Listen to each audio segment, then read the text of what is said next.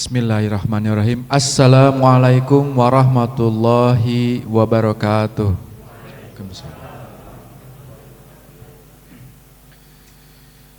Alhamdulillahi rabbil alamin. Bertemu lagi bersama kami dalam kajian Ngariksa, ngaji rasa menyelami makna semesta.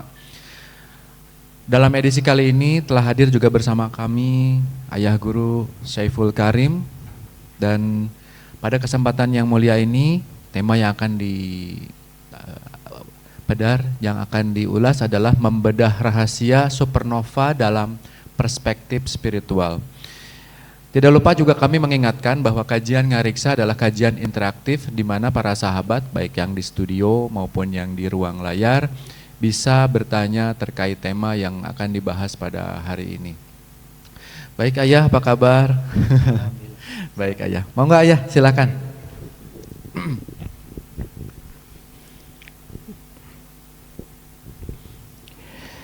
Bismillahirrahmanirrahim.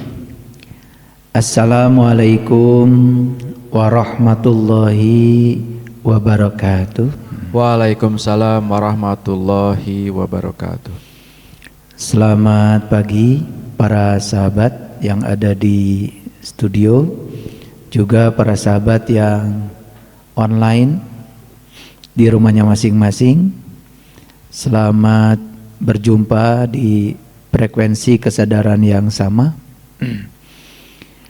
Bersyukur hari ini kita masih diberi kesempatan untuk terus belajar, karena hidup itu sebetulnya adalah ruang dialog antara diri kita dengan kita sendiri. Banyak orang yang tidak paham kalau hidup itu adalah ruang dialog, sehingga membiarkan setiap peristiwa dan kesempatan terjadi begitu saja tanpa menangkap pesan yang tersirat di belakangnya. Beruntung sekali para sahabat yang tubuh intuisinya sudah hidup, sehingga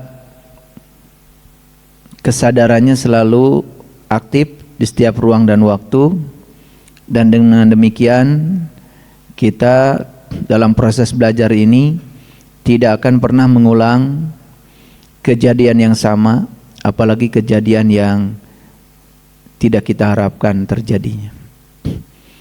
Mereka yang sering terjebak di lubang yang sama berulang-ulang, sebetulnya karena mereka mengabaikan setiap pesan semesta yang datang kepada dirinya. Banyak yang masih beranggapan ketika ada yang tidak mengenakan hidupnya itu dianggap sebagai ujian. Padahal sebetulnya kata yang paling tepat dari Allah itu bukan ujian sebetulnya, tapi tuntunan. Jadi Allah itu sebetulnya selalu memberikan tuntunan. Dalam bahasa agama sering disebut dengan hidayah itu. Hidayah itu kan al-hidayah itu artinya kata benda itu, yaitu petunjuk. Jadi Allah tidak pernah menghukum, apalagi mengazab, apalagi mengutuk, karena Dia Maha Pengasih, Maha Penyayang. Tapi Dia senantiasa menuntun, membimbing, walaupun ya, dengan cara-cara yang kita tidak suka. Makanya Allah sudah ngasih gambaran, boleh jadi kamu tidak menyukai sesuatu, pahala itu amat baik bagi kamu. Jadi kalau itu tuntunan dari Allah, ya hati-hati, karena kita tidak suka kemudian kita lari dari yang terjadi, malah kita tidak akan berjumpa dengan kebenaran. Boleh jadi kamu menyukai sesuatu, padahal itu juga amat buruk bagi kamu. Disinilah pentingnya hidup dengan kesadaran. Kalau hidup dengan pikiran, begitu ada yang tidak disukai, pasti langsung menendang. Kalau hidup dengan pikiran, begitu ada yang disukai, langsung mencengkram. Makanya tidak sedikit ya orang-orang yang mengalami kebangkrutan dalam hidupnya, padahal dia sangat berlimpah dengan berkah. Itu dalam sekejap bisa menguap itu. Karena dia tidak tahu rahasia dari berkah itu. Dan ternyata berkah itu rahasianya dia tidak suka dicengkram, dia tidak suka dimiliki, karena berkah itu energi. Dan energi itu sukanya dialirkan. Begitu tidak dialirkan, dicengkram, apalagi hanya untuk memenuhi keserakahan diri, karena takut kekurangan, tidak peduli pada orang lain, itulah banyak fenomena di mana orang yang punya berkah sedemikian banyak sampai sumpah 7 turunan, tetapi kemudian bisa menguap dalam waktu yang sekejap. Itu karena tidak paham ya mekanisme berkah itu. Coba perhatikan ya, air kalau diam di kolam, lama kelamaan di situ akan tumbuh lumut. Pertama itu dulu. Yang kedua, ya akan tumbuh binatang-binatang yang sebelumnya tidak ada. Cacing lebih banyak, nyamuk lebih banyak, betul nggak? Dan lama kelamaan airnya jadi bau. Ya, itulah ya. Jadi berkah itu persis seperti air. Senangnya itu mengalir. Nah, kalau lihat air yang mengalir, coba perhatikan. Air mengalir di sungai, walaupun di ujungnya kotor, tapi karena mengalir terus, lama kelamaan mengendap sampai di ujung bawah itu menjadi jernih. Itulah pentingnya mengalir, karena mengalir itu bisa menjernihkan aliran. Tapi kalau diam, itu cenderung menimbulkan penyakit.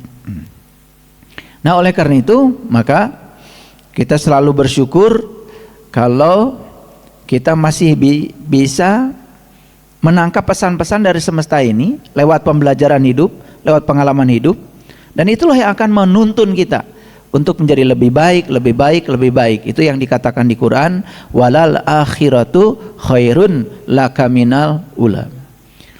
Jadi masa depan kita itu selalu cerah, gemilang, bahkan gamblang. Ada juga yang masa depannya gambling, bukan gamblang, karena dia tidak menyiapkan. Dianggap keberuntungan itu faktor kebetulan, padahal tidak ada sebetulnya yang namanya faktor kebetulan. Keberuntungan itu harus melalui suatu pembiasaan yang disadari, pembiasaan yang disengaja. Nah, untuk mencapai hasil yang luar biasa itu, kita harus melakukan tindakan-tindakan kecil, ya, tetapi tindakan itu mengarah kepada tujuan. Makanya saya sering mengatakan, tidak usah kita bergerak cepat, yang penting bergerak maju, walaupun sedikit-sedikit. Nah, ini kan majunya sedikit, mundurnya banyak. Itu yang menyebabkan bukan treadmill lagi tuh, ya. Kalau treadmill masih mending ya, ya, lari di tempat, lelah, capek, tapi ada untungnya, ya, keringetan, walaupun nggak kemana-mana. Ini bukan treadmill lagi, mundur ke belakang. Nah, inilah ya yang sering terjadi pada kebanyakan orang.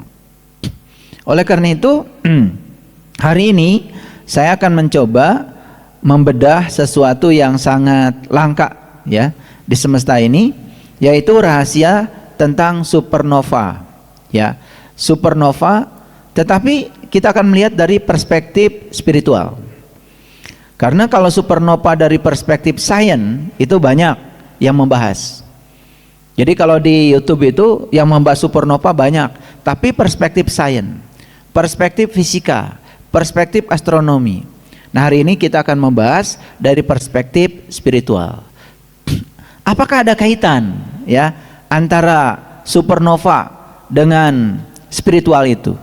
Nah, oleh karena itu saya ingin menunjukkan dulu gambar-gambar supernova ya, Kang Firman. Bapak Ibu mungkin belum begitu kenal ya. Ada nova, ada supernova. Makanya banyak ya orang yang memberi nama anaknya Nova. Nova itu sebetulnya sesuatu yang baru. Ya. Jadi bintang baru yang terbentuk disebut juga nova. Pokoknya segala sesuatu yang baru biasanya disebut nova. Jadi nova itu inginnya pemikirannya baru, ya, kesadarannya baru, ya, gitu. Bukan hanya bajunya yang baru, tapi yang paling penting itu kesadarannya selalu baru, ya. Jadi supernova itu sebetulnya adalah ya, ledakan bintang. Jadi bintang itu bahan bakarnya adalah hidrogen. Ketika bahan bakarnya habis, bintang itu, maka dia akan mengakhiri hidupnya dengan cara meledakkan diri. Itu yang di Quran disebut an-najm atau bintang mati. Tetapi ketika ledakan itu terjadi, maka setiap ledakan pasti akan meradiasikan energi. Nah, energi yang diradiasikan itu, ya, itu kadang-kadang disebut juga debu semesta, debu kosmik yang disebut dengan nebula, ya, sehingga menghasilkan warna yang berkilauan, warna-warni, ya. Itu yang disebut dengan supernova. Coba Bapak Ibu perhatikan, ya, matahari, ya, matahari setiap pagi kita berterima kasih pada matahari. Sering berterima kasih pada matahari? Sering, ya. Pagi-pagi itu tatap terima kasih sama matahari, kan matahari itu ayah kita. Kalau nggak ada matahari itu nggak ada manusia. Karena kalau nggak ada matahari, tidak ada yang tumbuh di bumi ini. Kalau tidak ada yang tumbuh, tidak ada makanan. Kalau tidak ada makanan, nggak ada manusia. Makanya inilah, ya, kita itu yang kecil gini aja kadang-kadang tidak disadari. Pagi-pagi lihat matahari, udah aja. Padahal tatap sebentar, kemudian ucapkan terima kasih atas berkah yang diberikannya. Karena suatu saat ini matahari yang menyinari kita ini itu akan mati, ya, itu akan mati, ya. Matahari ini umurnya sekarang ini sekitar 13 miliar tahun, dan nanti suatu saat akan mati ketika hidrogen, ya, yang dibakar terus menerus itu dengan reaksi nuklir itu habis, dan ketika matahari itu hidrogennya habis, dia akan meledakkan diri. Nah, dalam ledakan itu akan dihasilkan nova-nova baru, bintang-bintang baru. Jadi sebetulnya alam semesta ini akan terus berekspansi, terus berkembang, ya. Itu yang disebut dengan supernova. Jadi ledakan bintang yang sudah kehabisan bahan bakar, itu bahasa awamnya lah. Saya tidak akan bicara terlalu dalam secara fisika karena nanti takut Bapak Ibu mungkin pusing terjebak oleh kerumitan secara fisika. Oke, sekarang perhatikan. Saya mau tunjukkan beberapa contoh gambar supernova. Ini karena terang, ya, jadi tidak terlalu jelas, jadi silau, ya. Ini gambar supernova. Kalau Bapak Ibu perhatikan, ya, gambar ini, ya,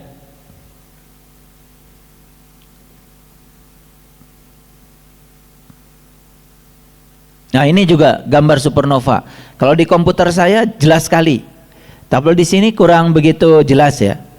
Yang jelas Bapak Ibu bisa melihat di sini ada warna-warni cahaya yang sangat indah, ya. Saya tunjukkan gambar supernova yang lain.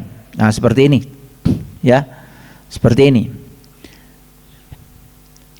Bagi para sahabat yang sudah terbuka langit rohaninya, melihat yang kayak gini itu bukan sesuatu yang asing. Tapi bagi mereka yang masih tertutup melihat yang gini itu apa ini, gitu, ya. Tapi kalau yang sudah istilah Quran itu terbelah langitnya, langit rohaninya itu udah terbelah, udah kasyaf, itu udah kasyaf. Di Quran dikatakan fakasyafna anka gidoaka Pabasyaru yaumal hadid. Pada hari ini aku singkapkan hijab yang menutupi pandanganmu sehingga penglihatanmu menjadi amat tajam. Itu surat Qaf itu, ya. Jadi saya menunjukkan gambar ini adalah hasil dari teleskop yang paling baru. Jadi ada di NASA itu namanya teleskop Hubble. Dulu ada teleskop Galileo Galilei, kemudian diganti dengan teleskop Hubble. Teleskop Hubble sudah berumur hampir 30 tahun, diganti oleh teleskop baru namanya teleskop James Webb. Dan teleskop itu bisa memotret alam semesta. Makanya saya akan berbicara nanti, ya, asal usul alam semesta, termasuk juga asal usul kenapa ada manusia, ya. Makanya kenapa manusia disebut stardust atau disebut debu bintang. Karena kalau tidak ada bintang, nggak ada manusia. Nah, selama ini kan kita awam ya, menganggap seolah-olah penciptaan bintang dengan penciptaan manusia itu sesuatu yang terpisah seolah-olah. Padahal kita ini, semua unsur-unsur yang ada di tubuh kita, atom-atom yang ada di tubuh kita ini, itu atom-atom yang terbentuk oleh proses yang sangat evolutif, sangat panjang. Itu awalnya dari ledakan bintang. Maka nanti saya akan jelaskan kenapa terbentuk hidrogen, helium, kenapa atom-atom yang lain terbentuk di sini. Ya, ada natrium, ada kalium, ada ferum, ada aurum, ada argentum, ya. Jadi di tubuh kita ini paling tidak sekitar ada 140 unsur pembentuk tubuh kita yang diklasifikasi menjadi 4 kelompok: unsur tanah, unsur air, unsur udara, dan unsur api. Coba unsur udara aja di sini ya, banyak sekali di sini gas. Ada karbon dioksida, ya, ada nitrogen, ada hidrogen, ya, ada gas metan, macam-macam di sini, ya, banyak sekali. Ya, cuma karena tidak kelihatan, ya, seolah-olah tidak ada. Ingat ya, yang tidak kelihatan itu belum tentu tidak ada. Ya, ini gambar supernova yang terbaru. Saya tunjukkan lagi. Ini juga gambar supernova. Ya.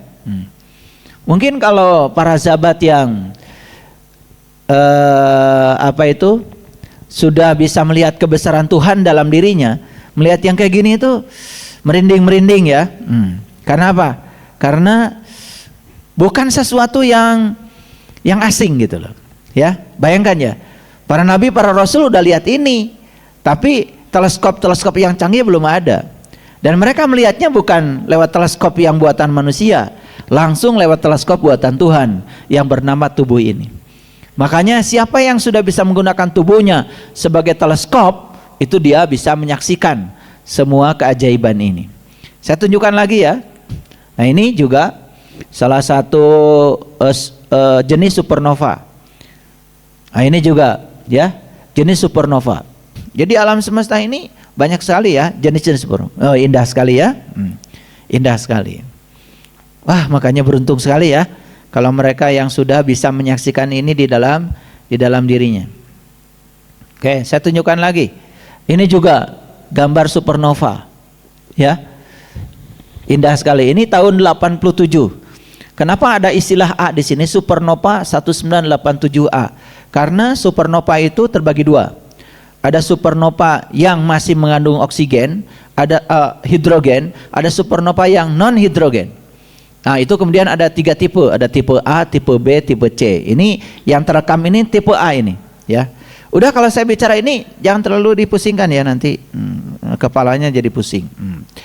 Tapi saya mau menunjukkan ini fakta-fakta ilmiahnya dulu, baru nanti saya masuk ke spiritual. Oke. Nah, ini salah satu gambar yang ditangkap oleh teleskop Hubble ya, teleskop Hubble. Ya. Ini teleskop Galileo. Ini masih tahun 87. Karena teleskop Hubble itu mulai diluncurkan tahun 90. Tahun 90. Nah, ini adalah nebula, cincin nebula. Jadi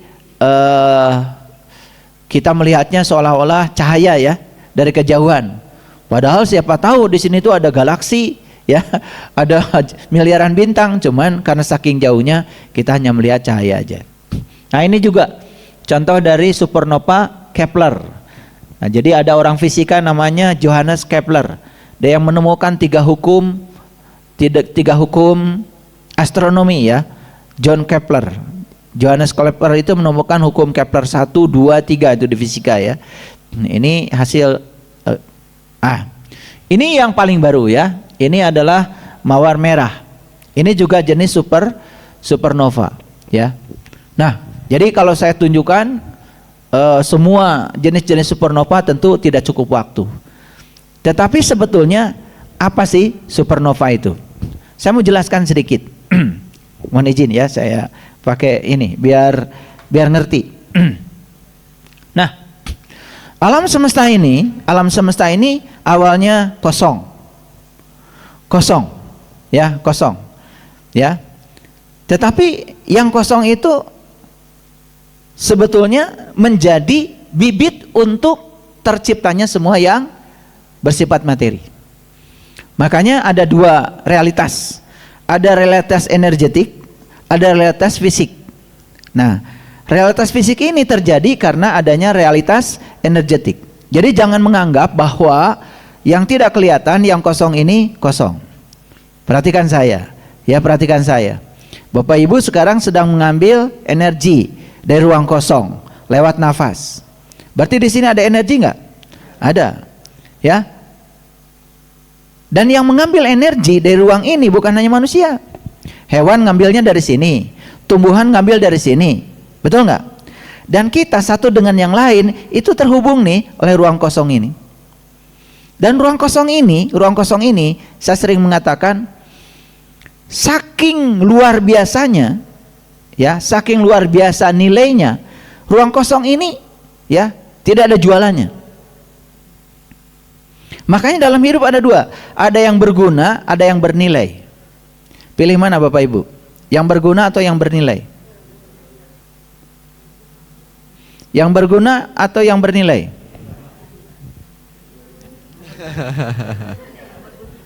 Nah, pilih yang mana? Atau tidak mengerti? Nih perhatikan. Emas itu bernilai. Emas bernilai. Bernilai kan? Ya. Tapi emas bisa dipakai nggak? Nggak bisa. Emas itu yang dipakai ruang kosongnya. Coba ini emas nih, emas. Emas ya. Itu gelang itu. Kalau nggak ada ruang kosongnya bisa nggak dipakai? Ya. Nah, yang bernilai itu emasnya. Ada harganya. Tapi kan nggak dipakai. Emasnya di pinggirnya aja. Kan yang dimasukkan ke dalam tangan ruang kosongnya. Betul nggak? Betul? Iya. Sama nih gedung ini ya, gini. Yang bernilai apa? Yang bernilai itu bata, semen, kaca, bernilai, semua ada harganya. Tapi ada nggak yang nempel di kaca? Nggak ada. Kita malah justru tinggal di ruang kosongnya. Betul nggak? Jadi kita ini kadang-kadang aneh ya, merasa bangga karena punya rumah yang mewah. Betul nggak? Padahal rumah yang mewah itu nggak dipakai. Kan yang dipakai ruang kosongnya. Betul nggak? Disebut mewah itu kalau ruang kosongnya banyak. Betul nggak? Kan disebut rumah ini luas karena ruang kosongnya banyak. Rumah ini sempit, ruang kosongnya sedikit. Jadi tetap aja yang dipakai kan ruang kosong. Ayo beli panci, yang dipakai apanya? Beli gelas, beli piring. Betul nggak? Tapi kita nggak sadar, beli baju aja yang dipakai ruang kosongnya. Bajunya kan nggak dipakai. Betul nggak? Cuma nempel doang. Kan yang dipakai ini yang di dalam ruang kosong. Nah, jadi pilih yang berharga, yang bernilai. Nah, ini supaya ngejebak ngantuk nggak gitu. Pilih yang berguna, yang bernilai. Ya pilih dua-duanya. Emang nggak pakai baju gitu? Ya? Iya, tetap aja gedung ini dibutuhkan. Betul nggak? Loh, kalau nggak ada gedungnya kita keanginan, kepanasan, kehujanan. Jadi yang bernilai kita butuh, yang berguna juga kita butuh. Tapi yang paling penting itu yang berguna. Dan yang berguna itu abadi. Yang bernilai itu datang dan pergi, ada rusaknya. Tapi yang berguna ini abadi. Bahkan dia bukan sekedar ruang, tetapi ini adalah ruang energi yang memberikan kehidupan pada semua manusia. Saya sering mengatakan, kita tidak makan 3 hari mungkin masih hidup. Kita tidak minum 3 hari mungkin masih hidup. Tapi tidak bernapas 3 menit aja, nggak usah 3 hari, udah lewat. Betul nggak? Jadi energi yang didapat dari ruang kosong ini jauh lebih besar daripada energi yang disuplai dari makanan dan minuman. Clear sampai sini? Oke. Jadi ruang kosong ini kita sepakat ya, ruang apa? Ruang energi. Di sini ada energi yang jumlahnya tanpa batas. Bahkan sekarang orang fisika sudah mulai memikirkan ke depan sumber energi itu justru ruang kosong. Sekarang ini sumber energi fosil, ya toh? Kan itu sebetulnya adalah manusia, hewan, tumbuhan di masa lalu yang terkubur oleh peristiwa alam. Lalu saking lamanya terkubur, dia kemudian berubah menjadi minyak. Jadi minyak itu dari mana? Itu makhluk hidup yang terkubur di bawah. Ya, ada peristiwa besar dulu, mungkin tabrakan antara planet dengan benda langit lain, atau mungkin saja ada tsunami yang kekuatannya 100 kali dari tsunami Aceh, sehingga semuanya terkubur. Karena terkubur jutaan tahun, lama kelamaan menjadi minyak. Makanya minyak itu yang sekarang terus menerus dibor dari bumi, itu kan disebut sebagai energi fosil. Suatu saat energi itu tidak ada lagi, karena semua diambil dari bawah. Bahkan buminya mungkin tidak ada lagi, karena bumi ini udah rusak. Bahkan sekarang bumi juga ya sudah mulai melambat rotasinya bumi itu. Bahkan bulan sekarang sudah mulai menjauh dari bumi. Ya, orang-orang yang hidupnya jarang mengamati tentu saja tidak tahu. Tapi para ilmuwan yang setiap hari mengamati tahu, ini bulan sudah mulai bergeser menjauh dari bumi. Ada fenomena apa ini? Gitu ya. Jadi ya tentu saja bumi ini pasti suatu saat juga akan hancur. Matahari juga akan berhenti bersinar karena hidrogennya juga habis. Kan dibakar tiap hari. Bukan tiap hari, tiap menit kan? Ya. Ya, tiap jam itu pasti akan habis. Baik. Perhatikan, sepakat ya. Ini ruang kosong. Oke? Nah, siapa sebenarnya ruang kosong ini? Tuhan mengatakan dalam Al-Qur'an, aku meliputi segala manusia. Coba, paham gak kata-kata itu? Aku meliputi segala manusia. Aku meliputi segala makhluk. Jadi manusia, makhluk diliputi oleh apa? Udah bisa nanggap ya? Nih kalau diterusin nanti bahaya, terlalu jelas. Karena kalau terlalu jelas itu malah jadi menimbulkan ketidakjelasan. Oke, perhatikan. Nah, energi itu bisa nggak bermanifestasi?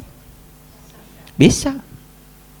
Dalam hukum kekekalan energi ada kata-kata begini, energi itu tidak bisa diciptakan, tidak bisa. Berarti tidak berawal, ya.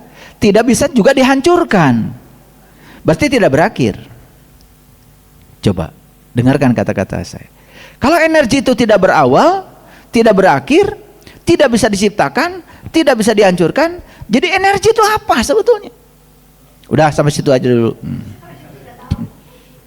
Sampai situ aja dulu, nggak saya teruskan. Oke, lanjut. Nah, tetapi dia bisa berubah bentuk, betul nggak? Makanya ya, semua yang kelihatan bersifat fisik ini, planet, matahari, bintang, ya, galaksi, dan semua alam semesta ini yang bersifat fisik ini sebetulnya adalah manifestasi dari energi universal tanpa batas. Makanya lalu Allah ngasih kabar di Al-Quran, wal awalu wal akhiru. Awas ya, justru dia ngasih kabar bahwa aku ini tidak berawal, aku ini tidak berakhir, gitu. Wazohiru wal batin, yang zohir aku, yang batin juga aku. Lalu pernyataan itu diikatlah oleh satu kalimat, la ilaha illallah. Yes?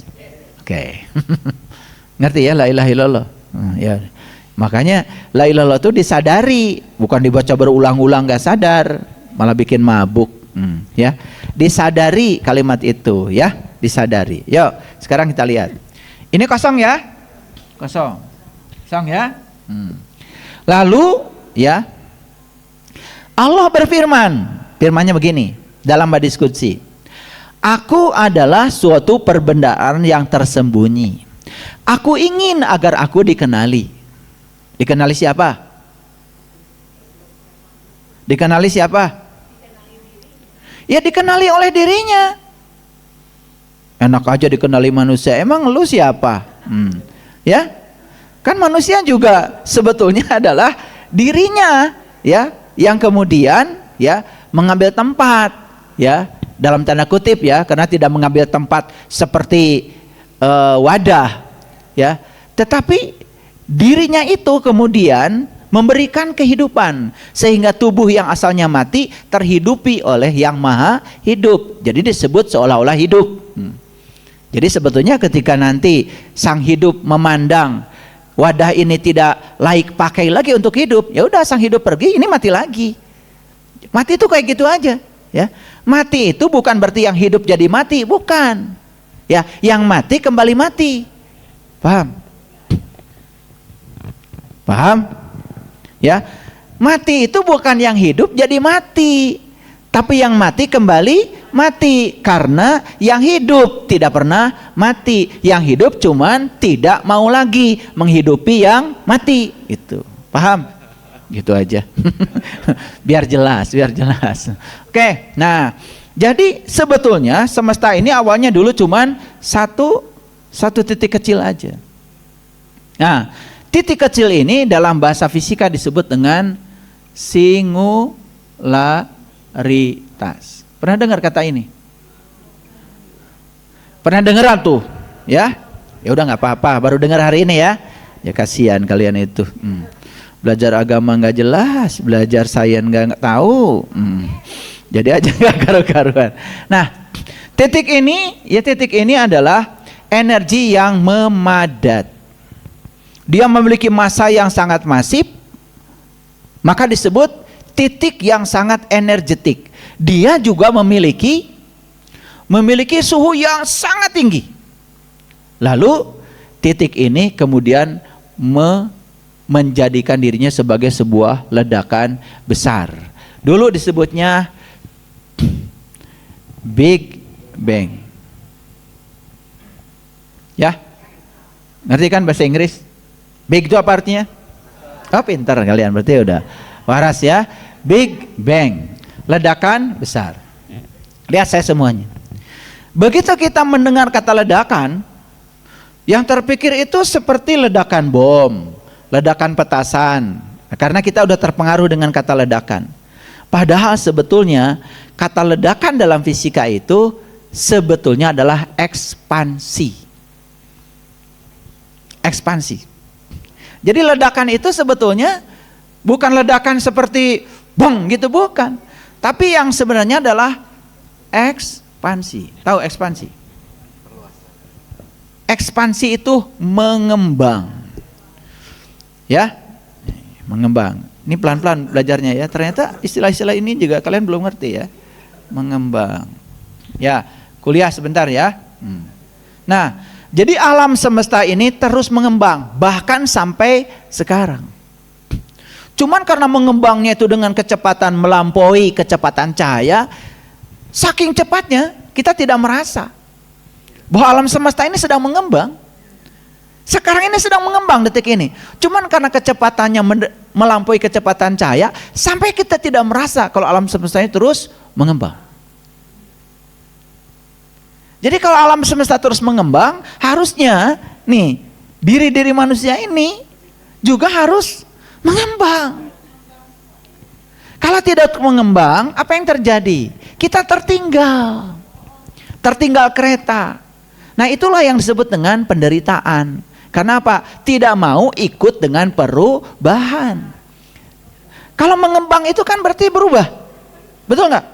Ini alam semesta berubah terus loh. Kalian kok nggak berubah? Ilmu nggak berubah, kesadaran nggak berubah, pola pikir nggak berubah, betul nggak? Masih terus mengulang-ulang yang lama. Gimana ini? Ini karena nggak sadar, makanya dikasih kuliah hari ini, kuliah yang keren. Oke, lanjut. Nah, jadi memang ya ini itu kelihatannya seperti meledak. Karena dari singularitas ini, dari bibit yang kecil ini, lalu terbentuklah berbagai macam galaksi. Ya, bahkan ya, ketika ini mengembang dan menimbulkan benda-benda yang lain, baik itu galaksi, bintang, planet, dan lain-lain, itu ya,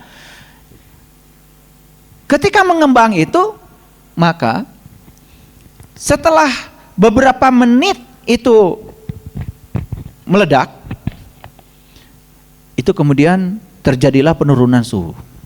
Nah, ketika penurunan suhu itu, ternyata yang terbentuk pertama di semesta itu adalah proton dan neutron.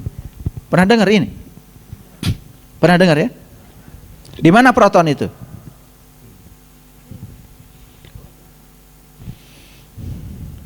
Di mana? Kalian mah kumaha ya tes sarakolan teh itu. Pakai gerbang. Proton dan neutron itu adalah partikel subatomik yang ada di inti atom. Inti atom disebutnya nuklir. Maka sekarang ini ya, orang sudah membuat bom nuklir. Dulu bom atom saja itu sedemikian dahsyatnya. Padahal bom atom itu baru kulit luarnya yang diberdayakan. Sekarang bom nuklir, nukleusnya, inti atomnya yang direkayasa. Makanya kalau perang dunia ketiga terjadi, dunia ini habis. Kalau semua pakai nuklir, kalau manusia mulai tidak waras, hanya untuk memenuhi ambisinya. Ini bahaya ya. Sekarang sedang terjadi ketegangan yang luar biasa di Timur Tengah. Ya, tapi nggak usah takut. Kalaupun memang harus berakhir ya berarti satu siklus kehidupan sudah selesai ya nggak apa-apa. Tapi ingat ya, ingat, kesadaran tidak pernah mati, ya kan? Diri sejati nggak pernah mati, ya. Cuman tubuhnya aja yang hancur, kemudian akan melanjutkan perjalanan selanjutnya bagi mereka yang tahu. Nah, yang terbentuk pertama ini neutron dan proton. Lalu kalau terus mengembang, maka yang terbentuk berikutnya apa? Yang terbentuk berikutnya itu adalah atom. Kalau ini kan baru inti atom. Nah, sedangkan dalam atom itu ada inti atom, ada elektron yang bergerak mengelilingi inti atom. Nah, elektron itu terbentuk kemudian. Nah, ketika terbentuk atom yang terbentuk pertama kali itu cuma dua. Yang pertama adalah hidrogen, yang kedua adalah helium. Nah, helium ini terbentuk juga lewat proses evolutif jutaan tahun. Hidrogen mengalami yang namanya termonuklir. Jadi terbentuklah yang namanya hidrogen. Nah, terus bumi ini mengalami proses sehingga terbentuklah atom-atom yang lain. Natrium, kalium, magnesium. Itu unsur-unsur yang membentuk tubuh. Dari mana kita mendapatkan atom-atom itu? Dari makanan, dari minuman. Kan kalian tiap hari minum air mineral. Tahu artinya mineral? Nggak tahu. Tiap hari minum air mineral. Ya Allah. Itu di dalam air itu semua atom ada. Natrium ada, kalium ada, magnesium ada. Zat-zat yang dibutuhkan untuk pertumbuhan tubuh. Makanya sangat masuk akal kalau manusia itu disebut stardust, yaitu debu bintang. Karena kalau tidak ada ledakan ini, tidak terbentuk proton dan neutron, tidak ada inti atom, tidak ada hidrogen dan helium, tidak ada atom-atom yang lain. Nah, atom-atom yang lain itu terbentuk lewat proses evolusi yang sangat panjang. Itu belum jadi manusia, belum. Ya, bahkan 6 miliar setelah itu bumi ini baru mendingin. Makanya kata orang tua ya, ini ada dialog tuh antara si Semar dengan Cepot. Ya, Cepot. Kata Cepot teh bener Bapak. Iya dunya masih kene genyelong, ya. Batu masih biye kene. Nanti diterjemahkan. Ya. Cenah Bapak geus aya gitu. Cek si Cepot teh ka Semar. Jadi Cepot sedang bicara kepada bapaknya Semar. Katanya dunia ini masih belum mengeras. Kan kalau baru ledakan itu belum mengeras, belum mendingin. Ya, masih empuk dunia ini, batu-batu juga masih empuk itu. Katanya, kata si Cepot, itu Semar sudah ada, bahkan sudah jualan cireng. Nah, itu karena orang mengerti Semar itu ya wujudnya. Nah, tentu saja yang namanya Semar yang dimaksud itu adalah jati diri. Nah, ya, itu sudah ada itu. Jadi sebetulnya jiwa-jiwa itu sudah ada, sedang menunggu rumah untuk mengalami pengalaman hidup. Tapi prosesnya tidak langsung jadi manusia, ini dulu. Ya. Sebelum terbentuk semua unsur-unsur yang dibutuhkan untuk jadi manusia, belum ada manusia. Dan prosesnya berlangsung selama miliaran tahun. Jadi yang dibentuk di semesta ini apa dulu? Atom-atom dulu. Semua unsur-unsur yang dibutuhkan untuk terjadinya manusia. Jadi di sini tuh kompleks sekali, ya, kompleks sekali. Isinya ini adalah atom dan molekul. Atom itu membentuk molekul. Molekul juga macam-macam. Ada molekul air, namanya H2O.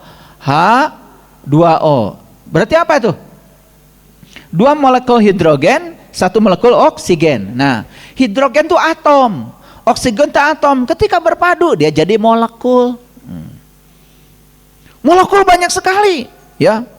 Wah, itu semua makanan kita tuh kan molekul. Di satu sayuran aja molekulnya banyak, ya kan? Luar biasa. Pernah belajar kan? Atau baru hari ini? Aduh, nggak apa-apa. Tapi rumus molekul air tahu kan? Ya udah. Jadi molekul HCl. Apa HCl? Apa? Uyah. Ya. Ya, hidrogen ditambah klorida. Banyak molekul-molekul itu, ya. Ada H2SO4. Asam sulfat.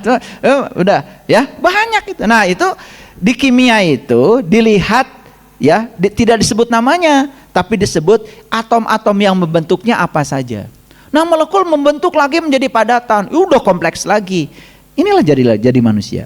Jadi sadar nggak bahwa sebetulnya ibu bapak kita itu sebetulnya lah yang ledakan itu. Dan kalau tidak ada ledakan itu, ya kalian nggak ada. Cuman kita nggak mau belajar sampai ke sana, ya, nggak mau belajar sampai sana. Nah, ini belum ke spiritual, belum nyambung ke spiritual. Nah, perhatikan. Jadi ketika ini meledak, ya, sebetulnya ledakannya itu tidak acak. Buktinya teratur kan? Betul nggak? Ini ada matahari, ada planet-planet, betul nggak? Ya, kemudian di antara planet-planet ada planet buat kita nih yang hidup sekarang nih, namanya bumi, betul nggak? Ya, terus jaraknya dari matahari itu tidak terlalu jauh, tidak terlalu dekat. Terlalu dekat panas, terlalu jauh dingin, betul nggak? Hebat itu, berarti teratur kan? Teratur, itu sudah direncanakan. Bayangkan kalau kita terlalu dekat dengan matahari, matahari itu suhunya 1.000.000 derajat Celcius. Terlalu dekat panas, terlalu jauh dingin. Kita tinggal di sini anget, betul nggak? Ih, luar biasa. Nah, masih mau nyari surga di tempat lain?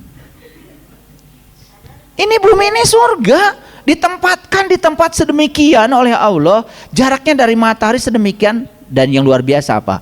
Itu sinar dari matahari itu saking jauhnya ke bumi. Jadi semua yang berbahayanya sudah habis di jalan. Yang sampai di sini itu yang buat kesehatan aja. Dan di atas bumi disediakan yang namanya lapisan ozon pelindung. Karena apa? Karena dari matahari hasil ledakan nuklir itu ada yang namanya ultraviolet.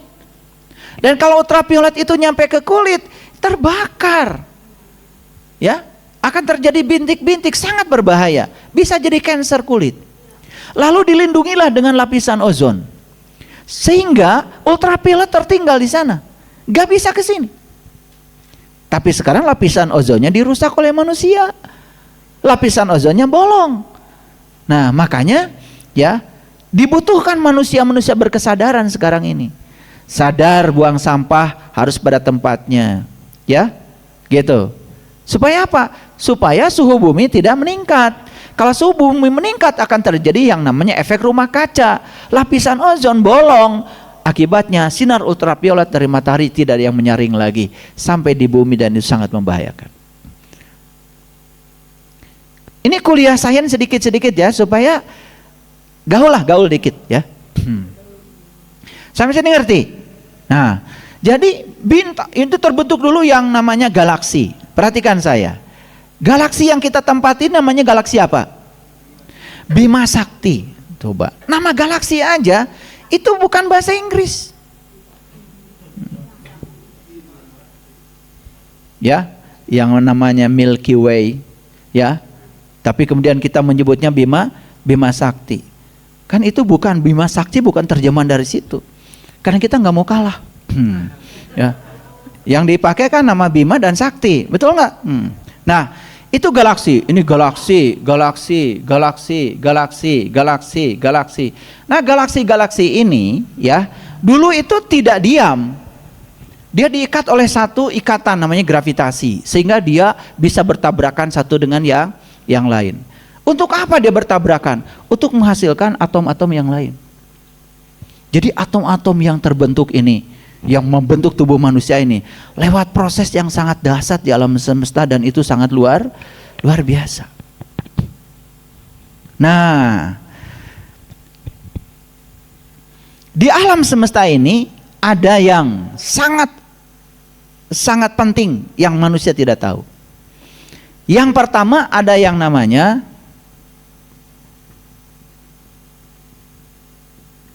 pernah dengar ini? Pernah dengar? Kalian itu nggak pernah dengar ini, saya juga bingung. Ada namanya dark matter, ada namanya energy matter, ya. Dark energy, Ada yang namanya dark energy. Ada dark matter, ada dark energy.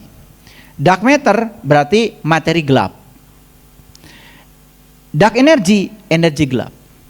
Jadi di alam semesta ini, Bapak Ibu, di balik yang cahaya yang terang ini, itu ada kegelapan. Dan kegelapan ini tetap ada. Cuman sekarang kegelapan ini nggak kelihatan karena sedang tertutupi oleh cahaya. Ini begitu cahaya pergi, yang ini gelap. Nah, di balik dark matter ini ada namanya dark energy. Yang namanya energi gelap. Dan itu sampai sekarang masih belum terpecahkan.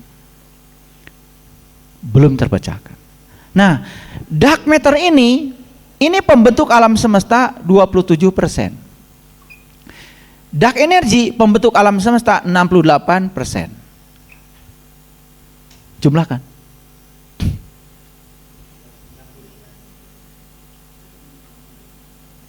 Lob 27 tambah 68 sabaraha? Masih pakai kalkulator? Berapa? Aduh, lama sekali. Bagaimana mengenal jati diri?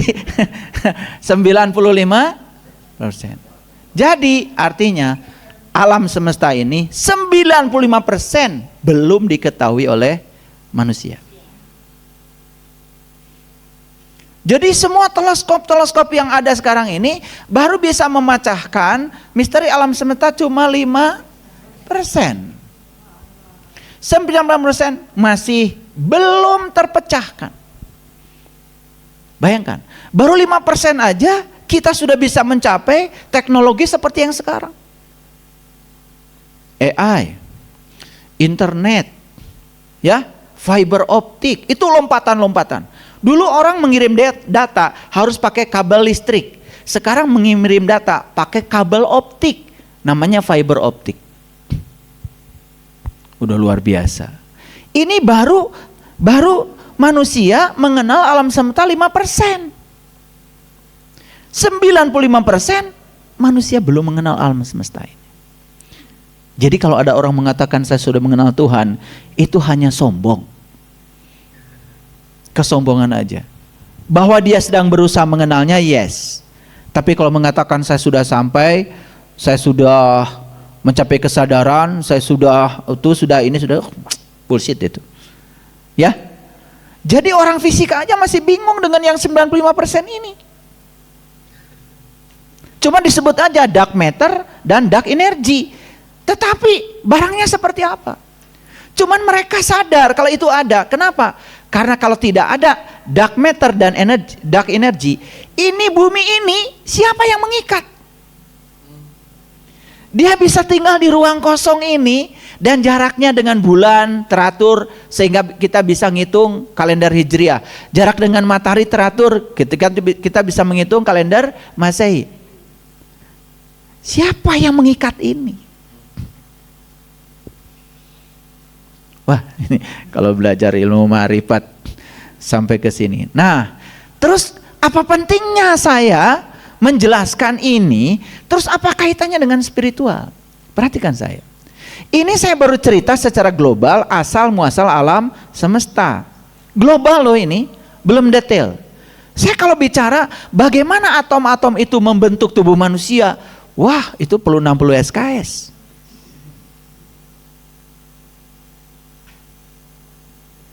Oke, sekarang gini, Bapak Ibu. Allah berfirman dalam Al-Quran. Ini firman lagi. Ya kan? Makanya bagus ngasih nama anak itu, firman bagus. Pasaran. Perhatikan.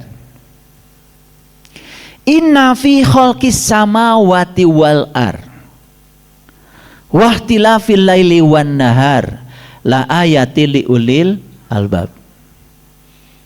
Sesungguhnya dalam penciptaan langit dan bumi ini la ayati, terdapat tanda. Tanda siapa? Tanda siapa? Tanda Tuhan. Kan Tuhan itu menciptakan alam semesta karena ingin dikenal. Dikenal oleh siapa? Dikenal oleh dirinya sendiri.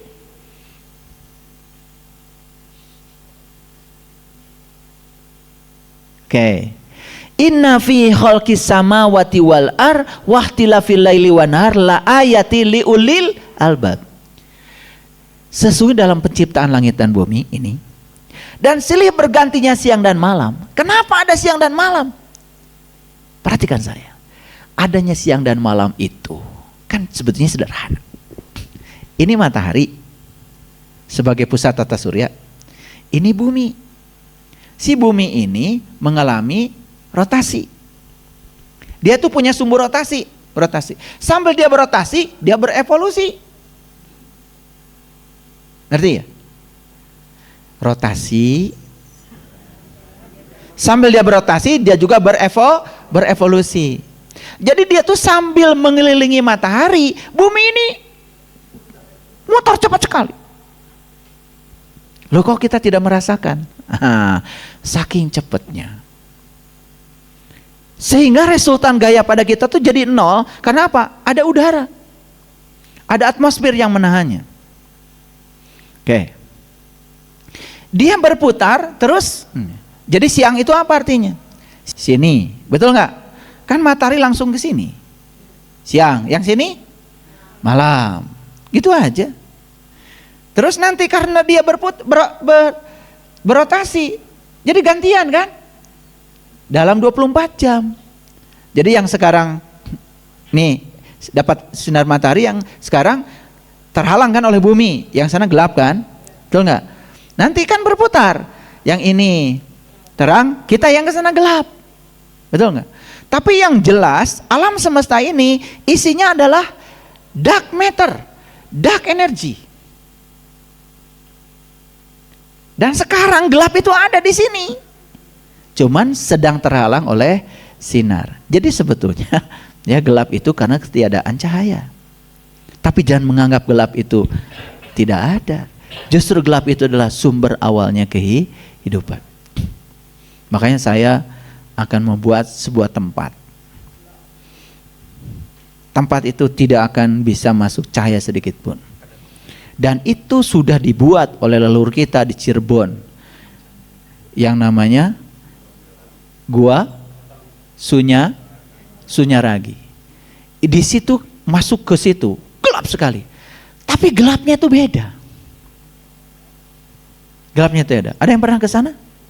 Oke, nanti saya ajak deh yang belum pernah ke sana. Percuma saya ngomong dengan yang belum pernah ke sana. Jadi ini dulu, ngerti ya? Nah, lihat Sam. Sesungguhnya dalam penciptaan langit dan bumi terdapat tanda. Yes? Bagi siapa? Bagi ulil albab. Yang kedua, sesungguhnya dalam pergantian siang dan malam juga terdapat tanda. Bagi siapa? Bagi ulil albab.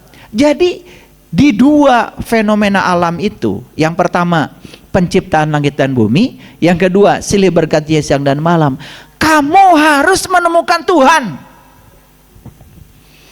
Gitu maksudnya. Di situ kamu harus menemukan Dia.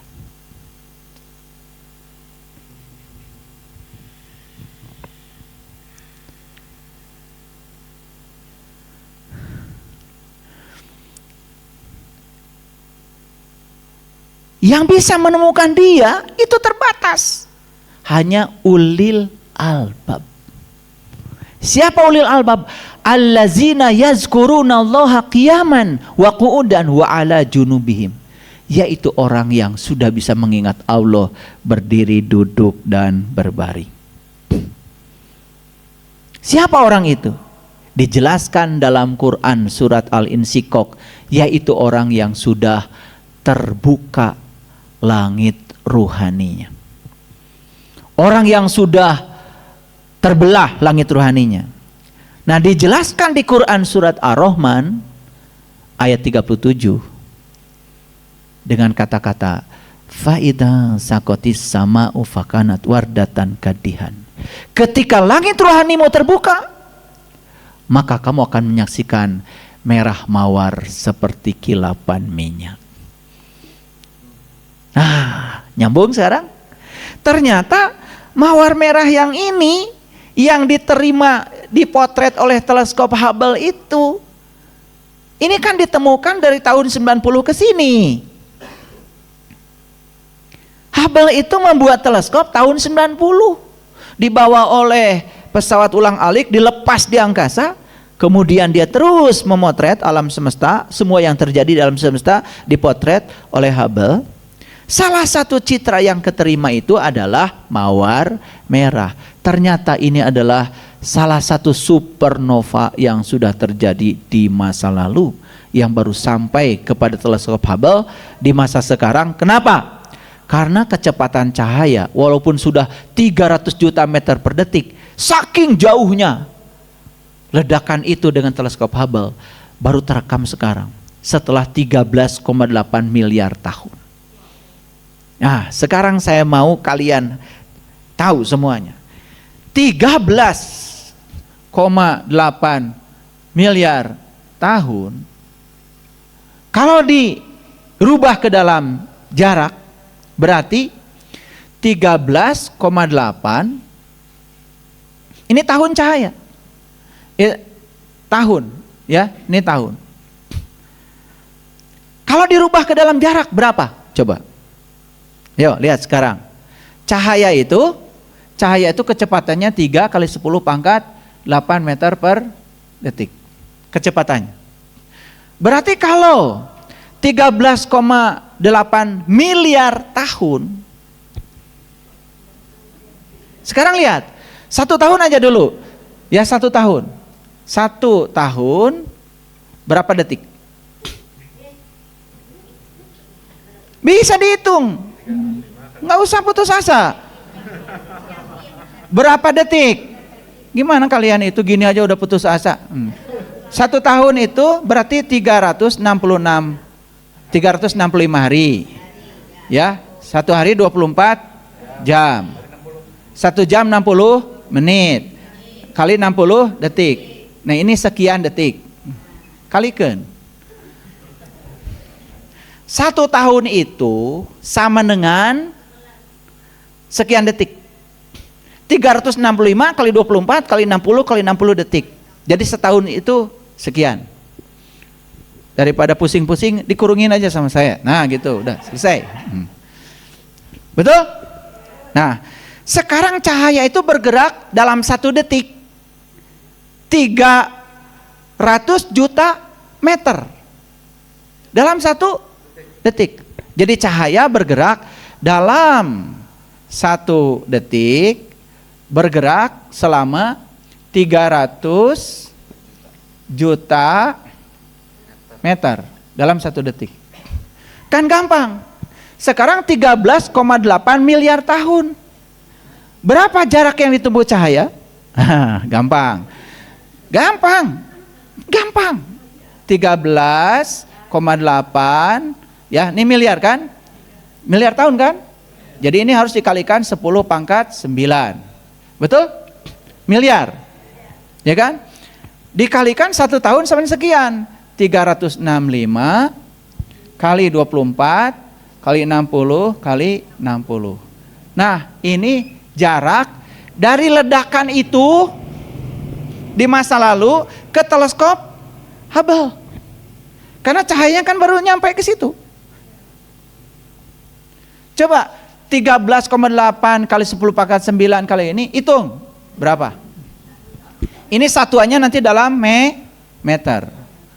Kayaknya kalkulator kalian itu coba.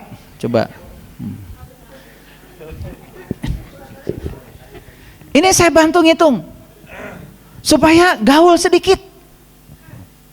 Lalu kenapa di Quran surat Ar-Rahman ada kata-kata, ya, ada kata-kata ketika langit ruhanimu terbuka, kamu akan menyaksikan merah mawar seperti kilapan minyak. Nah, mawar merah yang disaksikan teleskop Hubble itu kejadian yang terjadi di alam luar, fenomena fisik. Sedangkan yang diceritakan di Quran bukan mawar merah yang itu. Mawar merah sebagai asal muasal diri. Dan itu pasti ada dalam diri. Disebut diri sejati, tempat kita pulang. Dan itu hanya bisa disaksikan oleh mereka yang sudah terbuka langit ruhaninya. Clear nggak? Jadi sekarang, antara alam fisik dengan alam metafisik itu ternyata simetri. Sekarang Nabi Muhammad 1400 tahun yang lalu sudah bicara. Faidang sakoti sama'u fakanat wardatan kadian. Kata Nabi, ya, ketika langit ruhanimu terbuka, kamu akan menyaksikan merah mawar. Saat itu data dari teleskop belum ada. Tapi beliau sudah menyaksikan itu. Di mana? Tentu teleskop buatan Tuhan. Yang mana? Ya ini. Dan saya bukan mengatakan hebat, saya sudah menyaksikan itu. Di sini. Jadi apa yang dikatakan Nabi Muhammad itu, ya, yang diabadikan dalam Quran surat Ar-Rahman itu bisa dialami semua orang. Kalau kita ngikuti jejak langkahnya beliau. Makanya di ayat yang selanjutnya Allah berfirman, nikmat Tuhan mana lagi yang akan kamu dustakan?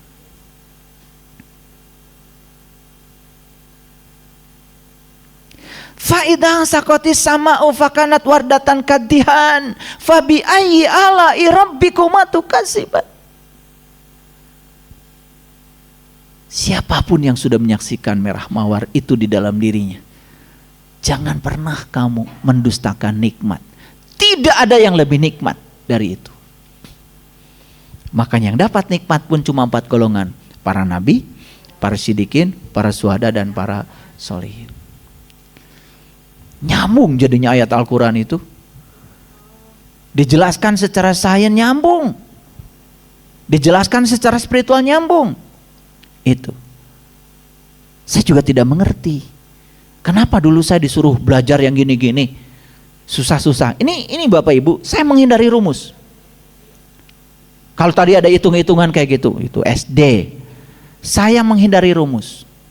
Kalau saya masukkan rumus-rumus gravitasi, hukum Kepler, aduh, pasti Bapak Ibu lihat rumusnya aja udah galing. Keriting, tambah keriting aja ya. Ngalikan yang gitu aja udah pusing. Saya tanya tadi 1 tahun berapa detik, mulai kaget. Padahal bisa kan? Tahun ditransformasi ke hari, betul nggak? Hari ke jam, jam ke menit, ke detik, dapat. Tinggal ngalikan. Itulah pentingnya keterampilan hidup. Bayangkan Bapak Ibu ya, orang yang belajar memahami alam semesta, memahami semesta ini hanya dari sudut pandang, apalagi cuma belajar ngotak-atik, mohon maaf ya, cara baca Al-Quran, mau dapat apa? Terus kalau sudah rapi gombi gunanya, terus dapat apa? Banyak yang harus diungkap. Lalu kenapa perjalanan Mi'rajnya Nabi Muhammad itu diabadikan di Quran surat An-Najm? Walaqad ra'ahu nazlatan ukhra inda sidratil muntaha indaha jannatul ma'wa id yagsha sidrata ma yagsha. Jadi Nabi Muhammad juga menyaksikan An-Najm. Makanya surat An-Najm ayat pertama apa? Wa najmi idha hawa, demi bintang ketika mati. Tadi saya cerita bintang apa? Bintang mati. Bintang mati itu adalah bintang yang kehabisan bahan bakar, dan kemudian dia mengakhiri hidupnya, mengakhiri siklus hidupnya. Dan ternyata semua bintang-bintang yang mati itu saat dia meledak menghasilkan supernova. Tadi sudah saya tunjukkan jenis-jenis supernova ya, gambar-gambarnya. Ini adalah supernova yang paling baru, yang disebut dengan merah mawar, yang sudah disebut dalam Al-Quran. Bapak Ibu, banyak ya di antara kita yang melewatkan setiap pesan-pesan semesta dalam kitab suci begitu saja. Baca surat Ar-Rahman sering. Sunatan Ar-Rahman, kawinan Ar-Rahman, syukuran Ar-Rahman. Betul nggak? Ya, tapi begitu ditanya, itu di Ar-Rahman katanya ada merah mawar. Apa tuh? Pokoknya bacanya yang penting faida, itu ikhfa.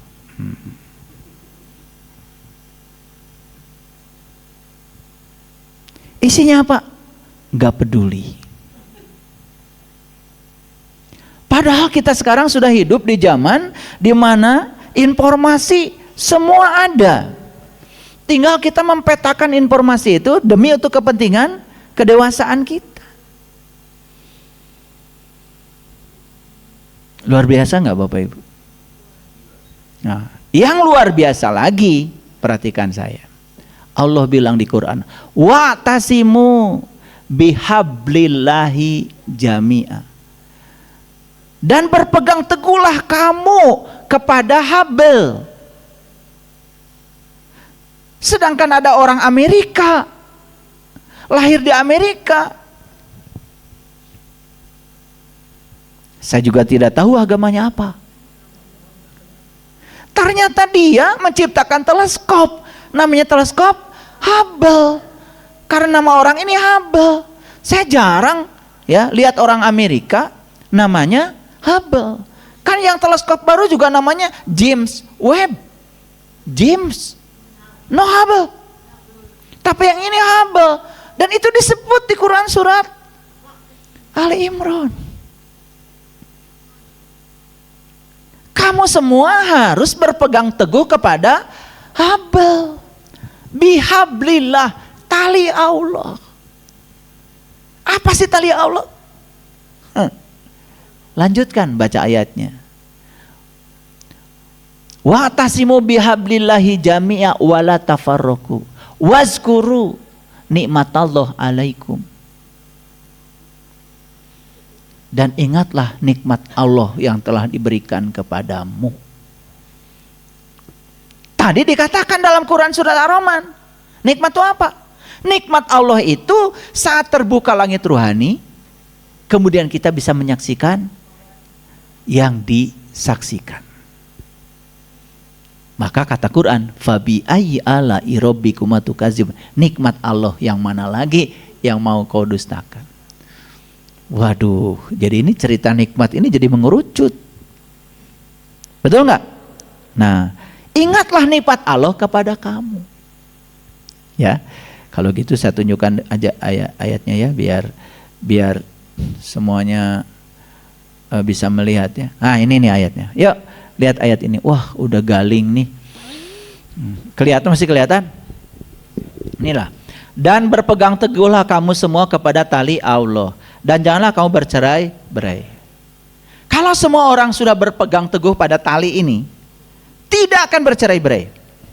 Tidak ada orang berantem karena agama. Nggak ada. Itu yang suka berantem-berantem itu karena belum menyelami esensi agama. Dan ingatlah akan nikmat Allah kepadamu ketika kamu dahulu bermusuh-musuhan. Dulu kamu bermusuh-musuhan karena belum sadar. Kemudian kata Allah, maka Allah mempersatukan kolbumu. Ini yang dipersatukan apa? Kolbumu. Ini bahasanya sederhana ya. Ya, fa'allafa baina qulubikum. Yang dipersatukan tuh kolbunya. Nih. Dulu kamu bermusuhan. Tapi setelah dipersatukan kolbunya, dipersatukan. Siapa yang persatukan?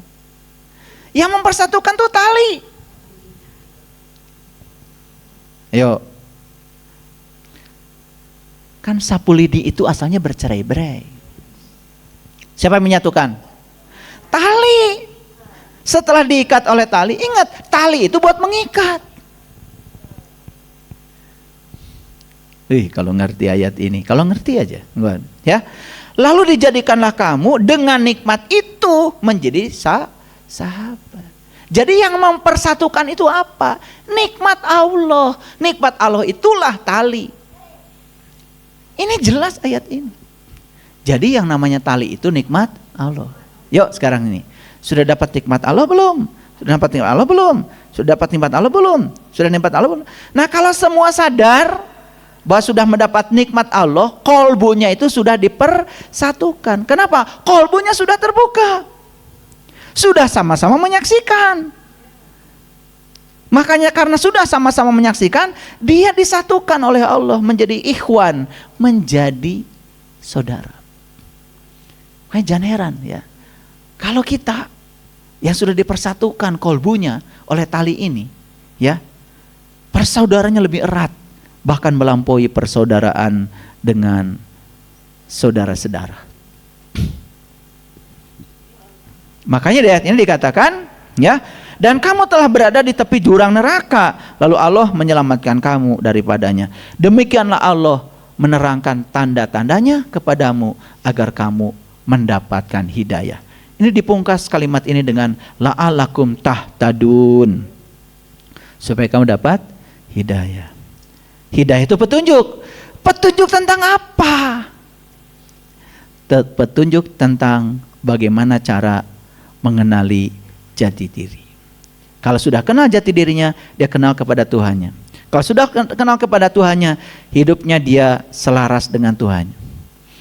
Itulah surga. Tepuk tangan para sahabat.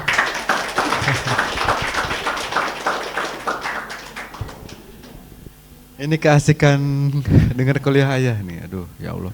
Ayah, mohon maaf sebelumnya. Dark matter sama dark energy ini selaras tidak dengan apa yang disampaikan di Quran mengenai kegelapan dan kondisi terang? Ya, betul. Quran sudah menyebut, ya. Bahkan alam semesta ini awal muasalnya juga gelap. Makanya, ya, yang pertama diciptakan kan Nur Muhammad. Ya kan? Jadi jangan menganggap bahwa kegelapan itu gelap. Cuman tidak nampak oleh mata. Sama seperti gelombang elektromagnetik. Perhatikan. Gelombang elektromagnetik itu ada gelombang radio. Ada, buktinya radio bisa hidup. Walaupun tidak kelihatan ada gelombangnya. Ada gelombang mikro. Buktinya microwave bisa hidup. Kan nggak kelihatan tuh gelombangnya. Betul nggak? Ada inframerah. Ya, buktinya kamera bisa menangkap. Padahal nggak kelihatan. Tapi ada cahaya tampak. Nah yang ini hanya bagian kecil saja dari spektrum gelombang elektromagnetik. Setelah cahaya tampak berikutnya masuk yang namanya ultraviolet. Nggak kelihatan. Tapi ada. Selanjutnya ada namanya sinar X. Nggak kelihatan. Tapi ada. Buktinya Bapak Ibu jatuh di ronsen. Kelihatan tuh. Betul nggak? Iya. Oh ini tulangnya. Oh ini ada tumor.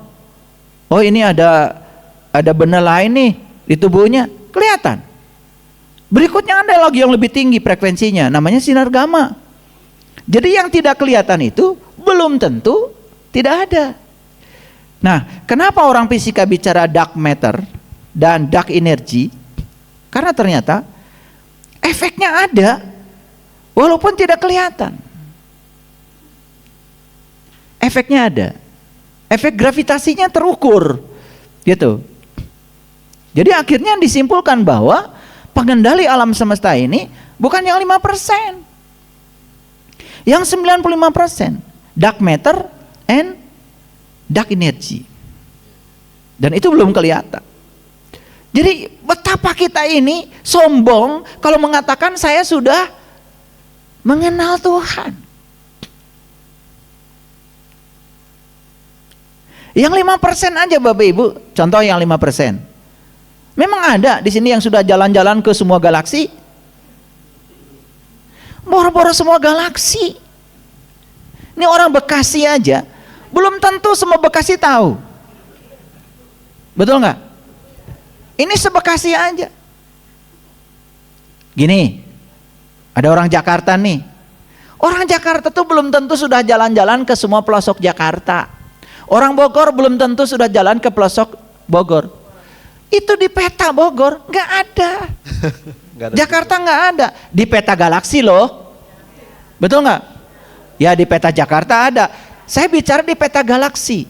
Bahkan bumi yang katanya gede ini, itu di peta galaksi nggak kelihatan. Lalu apalagi Jelekong? Di mana Jelekong? Ya, coba perhatikan.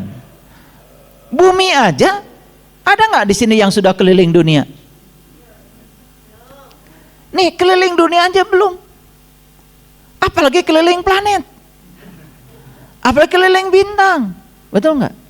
Itu baru yang 5% aja segitu luasnya. Apalagi yang 95%. Jadi sungguh sangat tidak masuk akal kalau ada orang kemudian mengklaim dirinya sudah mencapai ini, mencapai itu. Makanya saya kasih tahu Bapak Ibu, makin tinggi ilmu kita tuh makin tidak tahu apa-apa. Orang yang sering merasa dirinya tahu, bahkan menghakimi orang lain, itu karena nggak berilmu. Yang suka menghakimi orang, oh ini sesat, ini salah, ini itu nggak berilmu. Kalau ilmunya udah luas, tidak berani lagi. Kenapa? Alam semesta yang 5% aja kita belum kuasai. Boro-boro yang 5%. Di 5% itu saya mau nanya Bapak Ibu, Indonesia itu di sebelah mana? Betul nggak? Sedangkan Indonesia aja kita belum jalan-jalan. Betul nggak? Saya tahu beberapa pulau, saya pernah ke Kalimantan, tapi saya juga belum pernah jalan-jalan ke gang-gangnya. Betul nggak? Saya pernah ke Sumatera, semua udah, ya semua provinsi udah.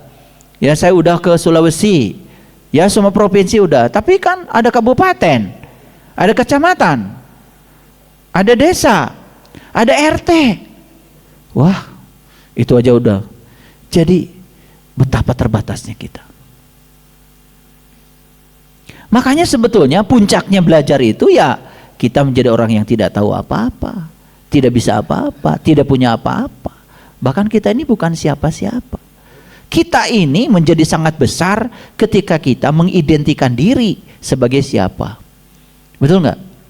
Baru menjabat aja di lingkungan kecil sudah petatang petenteng, betul nggak? Itu karena dia merasa sudah besar di lingkungan kecil, karena tidak pernah melihat alam semesta yang besar ini. Apalagi Bapak Ibu kalau kita meniti ke dalam diri. Maka Allah bilang di dalam Al-Quran surat Al-Fusilat ayat yang ke-53, aku bentangkan kebesaranku di segala ufuk, dan yang paling penting aku bentangkan kebesaranku pada dirimu sendiri.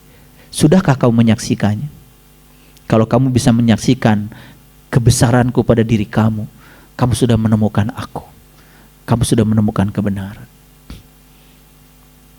Dan kita belum, banyak yang belum, ya, melihat tubuh ini cuman seonggok tulang dan daging saja.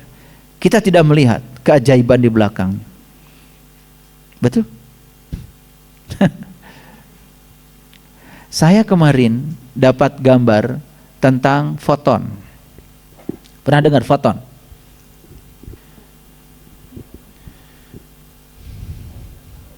Ini Bapak Ibu cahaya ini tuh serombongan foton. Jadi foton itu adalah partikel cahaya. Ini cahaya tiap hari ketingali. Ini cahaya. Nah, cahaya ini ternyata yang datang ke kita itu serombongan paket-paket energi. Setiap paket energi namanya foton. Jadi kita lampu senter itu tuh foton. Ya. Ini cahaya yang ini foton. Ini foton, ini semua foton. Ya.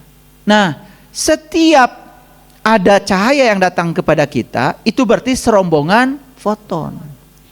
Dalam satu senter aja ada berapa juta foton, nggak bisa ngitung. Nah, sekarang ilmuwan sudah menemukan gambar untuk satu foton. Jadi ada ilmuwan fisika yang bisa memotret, ya, ini serombongan cahaya itu dipilah-pilah sehingga dipisahkan satu aja dan kemudian difoto. Dan fotonya persis seperti foto supernova. Foton. Satu partikel cahaya. Nah, satu partikel cahaya itu di fisika disebut namanya kuanta. Kuanta itu dari kuantum. Jadi kuantum itu paket. Kuanta itu paket. Nah, satu paket energi sudah diteliti nih orang fisika. Satu paket energi itu energinya konstanta Planck dikalikan dengan frekuensi. Satu paket energi itu. Nah, sekarang berapa banyak cahaya yang datang pada kita? Itu bisa diukur intensitasnya. Berarti berapa miliar foton. Dulu zamannya Isaac Newton lahir, beliau mengatakan bahwa cahaya itu adalah ya serombongan energi yang kontinu. Ternyata begitu abad fisika kuantum itu teori salah. Karena cahaya itu serombongan energi yang diskrit, tidak kontinu. Dan setiap energi yang datang itu sebetulnya serombongan paket. Nah, itu mulai ditemukan ketika Einstein menemukan efek fotolistrik. Dan makanya Einstein dihadiahi hadiah Nobel karena penemuan efek fotolistrik. Tahu kan Einstein dapat Nobel? Enggak tahu ya, udah udah. Tepuk tangan dulu teman-teman. Yang paling penting Lebaran dapat paket sembako. Cocok. Pusing nguri paket-paket energi. Baik, para sahabat, Ayah boleh saya jawab? Oke. Ada yang mau nanya di studio? Kalau enggak saya lanjut ke penanya di layar, Ayah. Oke, silakan. Pertama, Ayah bicara black hole, Ayah. Katanya Ayah belum menerangkan black hole. Apakah black hole juga bagian dari gugusan kemandalan ini gitu, Ayah? Betul, ya. Jadi black hole itu ya, ketika dia berekspansi, ada yang jadi bintang, ada yang jadi planet, ada yang jadi satelit buat planet, seperti bulan bagi bumi. Ya, kemudian ada juga yang ada yang jadi black hole. Bahkan black hole itu menjadi pusat pusat energi. Jangan dikira loh yang namanya black hole itu seolah-olah karena warnanya black, warnanya hitam, kemudian seolah-olah energi paling sedikit. Justru ya, black hole ini bisa menelan bintang-bintang. Saking kuat gravitasinya. Gitu. Makanya ya di fisika itu ada namanya teori radiasi benda hitam. Nah, jangan dikira kalau ada benda hitam, ya, benda hitam. Jadi benda hitam itu bukan benda yang berwarna hitam. Bukan seperti ini, Bapak pakai baju hitam, bukan. Benda hitam itu semua benda yang di dalamnya ada atom dan atom itu aktif, ya, di mana ada elektron mengelilingi atom. Setiap elektron mengelilingi atom, maka dia tertarik oleh gaya elektrostatik. Nah, ketika tertarik oleh gaya elektrostatik, maka dia mendapatkan gaya sentripetal. Maka dia akan dipercepat. Dengan percepatan sentripetal, dia akan meradiasikan gelombang elektromagnetik. Jadi setiap benda yang meradiasikan gelombang elektromagnetik disebut black body. Apakah Bapak Ibu black body? Black body. Coba pergi ke mall. Kesedot semua. Bukan. Begitu kita jalan, kaca terbuka. Berarti kita tuh ngasih energi dong, sama sensor. Energi dari kita dirubah menjadi sinyal listrik, jadi saklar. Sehingga saklarnya on, maka dia pintu ngebuka. Kita sudah jauh, nutup lagi. Nggak sadar kalau kalian itu meradiasikan energi? Dasar. Ini masalahnya di kampung saya tuh udah. Makanya di Quran dikatakan bunuhlah dirimu, keluarlah dari kampungmu. Ya cari cing di kampung wae. Makanya harus bunuh diri. Bunuh diri itu bunuh kebodohan, bunuh keakuan, bunuh perasaan merasa hebat. Bunuh itu supaya nggak kampungan. Tadi saya tanya, sering ke mall? Sering itu mengalami pintu buka tutup? Sering ya? Tapi nggak nanya. Gimana sih kalian itu? Harusnya kan, kok kenapa saya datang bisa buka? Itu kan artinya tubuh kita ini meradiasikan energi. Maka tubuh kita juga disebut black body. Black body. Ya, black hole itu bagian dari proses ekspansi. Ekspansi tadi, ya, terus menerus. Sehingga terbentuk salah satunya adalah black hole. Dan black hole itu penyeimbang alam semesta. Dan di black hole itu ada dark matter, ada dark energy. Justru itu pengendali alam semesta. Makanya setiap galaksi itu punya black hole-nya. Dan itu adalah pengendali. Tentunya di dalam diri kita juga ada black hole. Ya. Ini ada black hole dalam diri kita. Bapak Ibu, kalau kita meneliti ke dalam diri, kita akan menyaksikan black hole itu. Jadi ada dalam diri kita. Siapa ya? Ayah, kemudian kita lanjut pertanyaan berikutnya. Ayah Guru saya Abdul Karim, Assalamualaikum. Ayah tadi menerangkan semua sisi fisika yang ada di alam makro atau alam luar. Ketika ayah memasuki alam diri, berarti ada gugusan-gugusan bintang tersebut di dalam diri kita. Yes. Apakah berbeda seseorang yang melihat secara fisik, misalnya melihat bintang di malam hari, melihat matahari, bulan dan bintang di malam hari atau di siang hari, apakah berbeda dengan apa yang dimaksud di Quran, Ayah? Yes. Pertanyaannya begitu ya, terima kasih. Makanya itulah, kembali pada ayat yang tadi. Inna fi khalqis samawati wal ar wahtilafil laili wan nahar la ayati liulil albab. Jadi bagi ulil albab, penciptaan langit dan bumi dan silih bergantinya siang dan malam itu, ya, itu adalah tanda. Tapi tanda yang di luar. Ternyata yang di luar ini simetri dengan tanda yang di dalam. Makanya yang sudah bisa menyaksikan kebesarannya di dalam, begitu melihat tadi, ya, foto-foto yang saya tampilkan tentang supernova, itu bisa nangis, terharu. Kok saya sudah menyaksikan itu di dalam diri saya? Tapi tentu saja, kalau pertanyaannya apakah beda atau sama? Ya tentu saja beda. Kenapa? Itu di alam materi. Sedangkan yang di sini di alam ruhani. Berbeda. Berbeda. Yang dilihat di luar oleh teleskop Hubble itu citra materi. Yang dilihat di sini citra ruhani. Dampaknya juga berbeda tentunya ya. Dampaknya berbeda. Apakah ilmuwan yang melihat gambar-gambar ini menjadi lebih sadar? Belum tentu. Tapi yang masuk ke sini itu bisa menjadi peningkatan kesadaran. Kenapa? Karena semua gugusan bintang yang ada di sini. Kan mungkin beberapa sahabat yang pernahnya juga pernah membaca surat Al-An'am. Ibrahim mencari Tuhan, ketemu bintang, ketemu bulan, ketemu matahari. Kan matahari bintang juga. Betul nggak? Cuman karena kita awam, yang namanya bintang itu seolah-olah lebih kecil daripada matahari. Padahal bintang itu bisa jadi besarnya lebih besar jutaan kali dari matahari. Cuman saking jauhnya. Makanya kan gambar bintang kalau anak kecil begini. Betul nggak? Iya. Padahal aslinya kan gambar bintang begini. Betul nggak? Kalau mahasiswa S1 fisika saya suruh gambar bintang begini, 4 tahun nggak lulus. Karena yang gambar bintang ini kan sebetulnya saking jauhnya nyampe di sini cahaya kedap-kedip digambar gini. Ini otak kita sampai sekarang mungkin masih percaya kalau bintang kayak gini. Bintang kayak gini. Ya.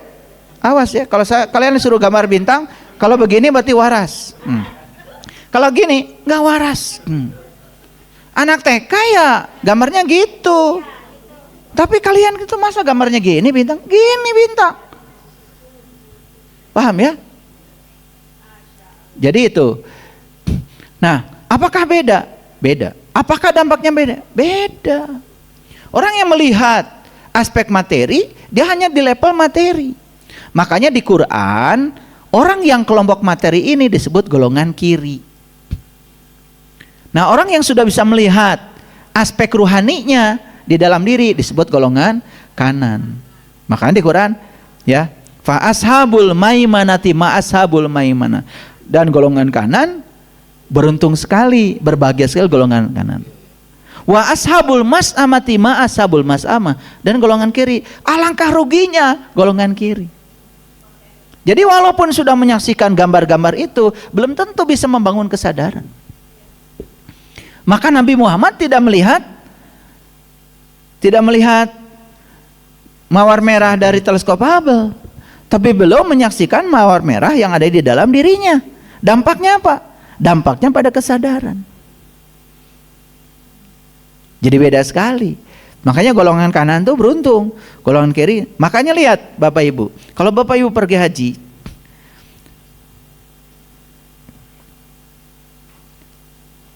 itu ketika tawaf, itu kan kita ini bergeraknya ke kiri.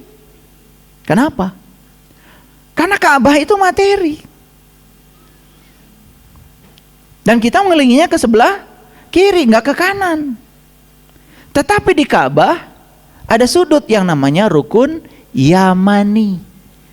Yaman itu kanan. Itu peringatan.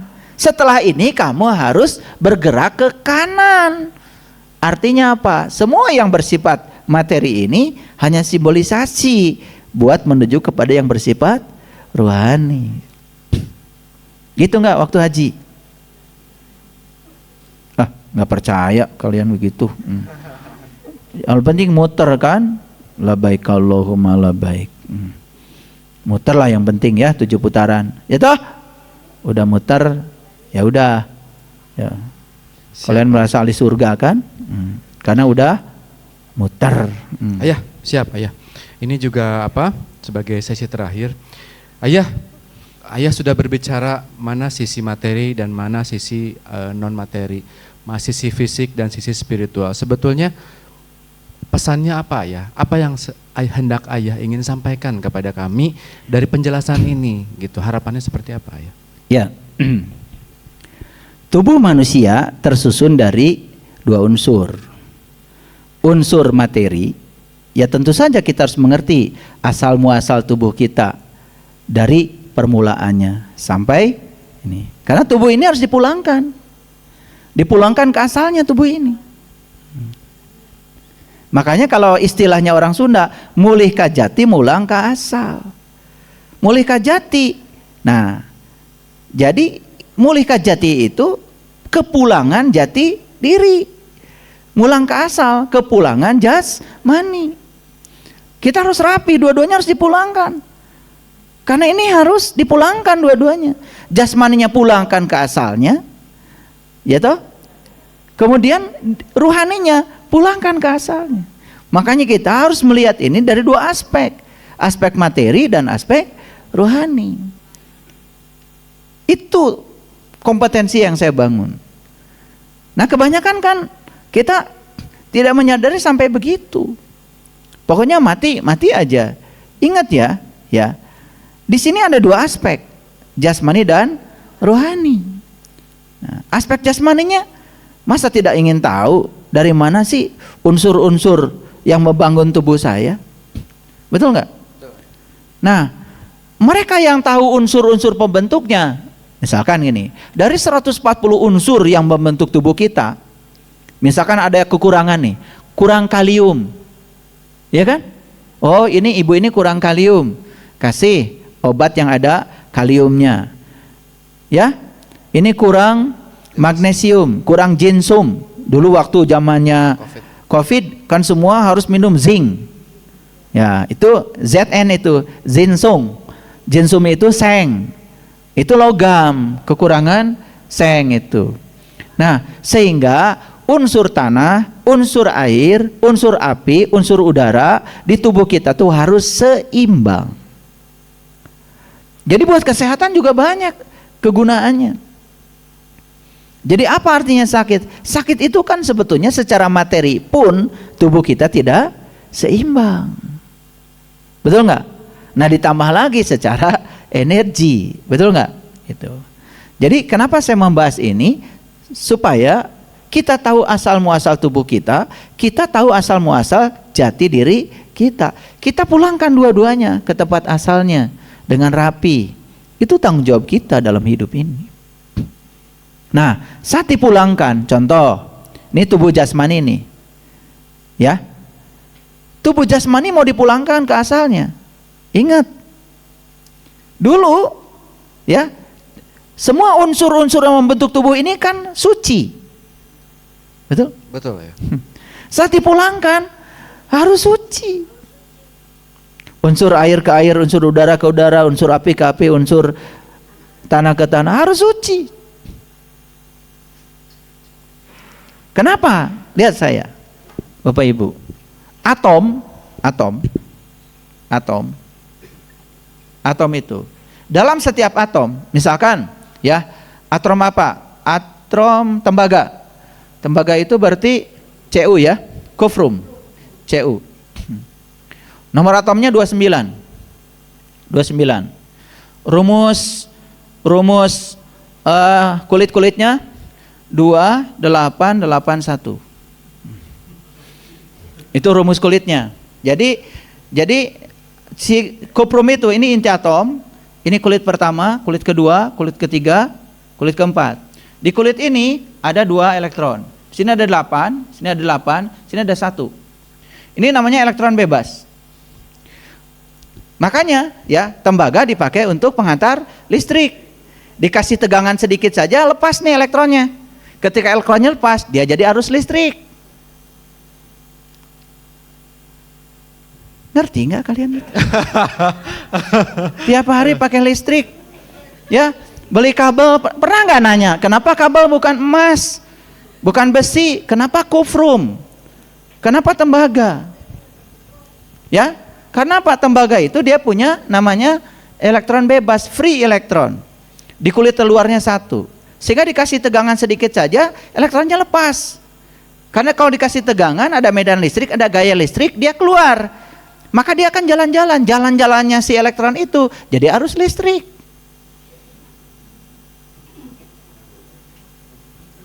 Ya, kalian mah kumaha tuh diajar agama tepugu. Nah, lihat saya sekarang sekali lagi. Nah, di dalam tembaga ini perhatikan saya, ya. Jumlah proton dengan jumlah elektron sama. Sama.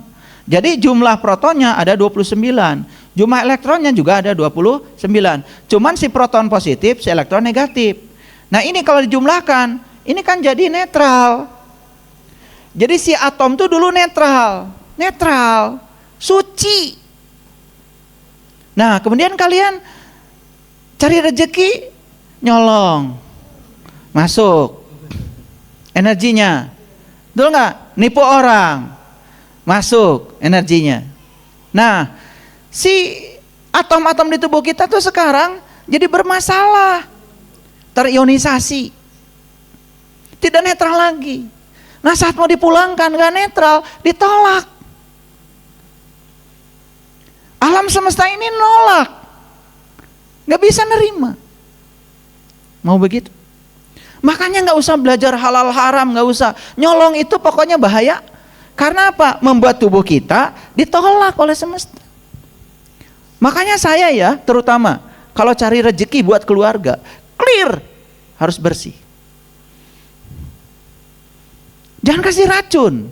Dan kenapa agama kemudian melarang korupsi, maling, nyolong, nipu? Kenapa? Ini karena secara sains bisa dijelaskan. Itu energi-energi yang buruk. Dan ternyata alam semesta, ya, hukum alam itu sangat menjunjung tinggi yang namanya cinta, kekuatan positif. Makanya begitu kita mencari rezeki, ya, menempatkan uang di atas Tuhan, sudah bangkrut lah pasti. Dan itu akan membawa efek. Makanya banyak ya, tubuhnya sakit-sakitan. Betul nggak? Duit banyak tapi tubuh sakit-sakitan. Kenapa? Karena di sini tidak seimbang energinya. Padahal si atom-atom ini semuanya asalnya netral. Tapi menjadi tidak netral di sini. Kenapa?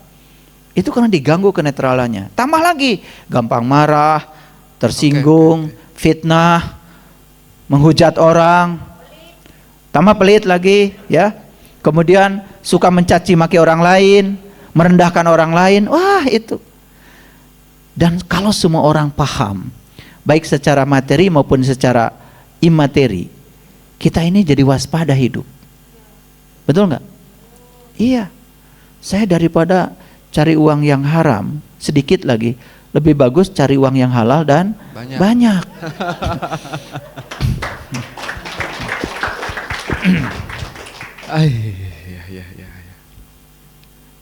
Kenapa manusia banyak yang menderita? Kenapa Nabi Muhammad berpesan kadar kefakiran itu dekat kepada kadar kekufuran? Ingat Bapak Ibu, fakir itu yang paling berbahaya sebetulnya. Bukan kefakiran harta, tapi kefakiran ilmu. Itu yang disebut dengan racun kehidupan yang bernama kebodohan. Bodoh itu yang mencelakakan. Kalau kefakiran harta, asal baik aja akhlaknya, saya kira banyak yang iba, banyak yang menolong. Betul nggak? Nggak usah takut, ya, nggak usah takut. Asal bener aja. Datang aja ke rumah orang, mobilnya kotor, dicuciin mobilnya, masa tidak dikasih uang?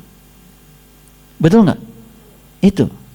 Tapi kalau orang bodoh, gengsian, kan memilih untuk mencari kesempatan untuk nyolong. Betul nggak? Dan dia pikir nyolong itu kemenangan karena tidak kelihatan orang. Padahal dia sedang menipu dirinya sendiri. Dia sedang mengganggu netralitas dari atom yang ada di dalam dirinya secara materi. Belum lagi mengganggu netralitas rohaninya. Betul nggak? Makanya kenapa di Quran Allah mengatakan beruntung mereka yang menyucikan jiwanya. Ini saya bicara komprehensif ya hari ini. Saya bicara secara Walaupun ini sebenarnya kuliah singkat. Karena kalau saya mau cerita kosmologi, apalagi pakai rumus-rumus, nanti saya khawatir pulang dari sini semua mencret-mencret.